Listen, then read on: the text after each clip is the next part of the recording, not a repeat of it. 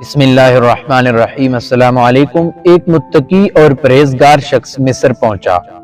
وہاں اس نے ایک لوہار کو دیکھا جو کہ اپنے انہی ہاتھوں سے بھٹی میں سے لوہا نکال کر رکھ رہا ہے۔ وہ بہت حیران ہوا کہ اس کے ہاتھ گرم نہیں ہوتے، اس کو تکلیف نہیں ہوتی کہ یہ اسی طرح جس طرح کوئی ٹھنڈی چیز ہاتھوں سے پکڑ کر رکھتی جاتی ہے، اسی طرح بھٹی میں سے گرم لوہا نکال کر رکھ رہا ہے۔ اس نے سمجھا کہ یہ بہت ہی کوئی نیک انسان ہے۔ اس نے کہا کہ یار، تمہاری یہ کرامت دیکھی ہے، تم تو بہت پہنچی ہوئی شخصیت ہو، میرے لیے کچھ دعا کرو۔ آگے سے اس لوہار نے جواب دیا کہ میں کوئی پہنچی ہوئی شخصیت نہیں، نہ ہی میں کوئی متقی اور پرہیزگار انسان ہوں، بلکہ یہ تو میرے ساتھ ایک معاملہ ہوا تھا جس وجہ سے آگ مجھے نہیں چھوتی۔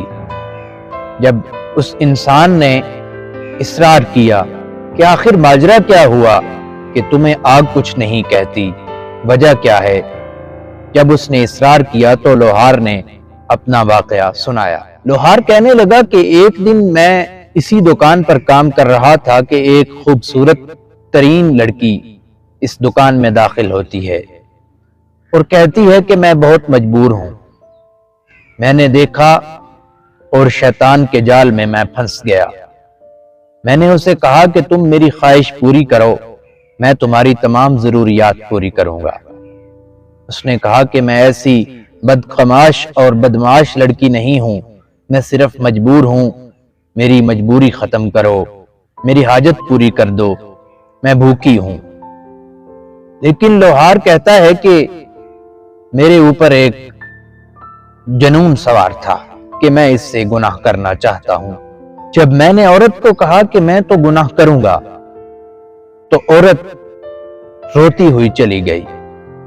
تھوڑا دور گئی تو پھر دوبارہ واپس آ گئی اور آ کر کہنے لگی کہ میں اتنی مجبور ہوں کہ میں راضی ہوں، میں تمہاری خواہش پوری کرنے کے لیے تیار ہوں۔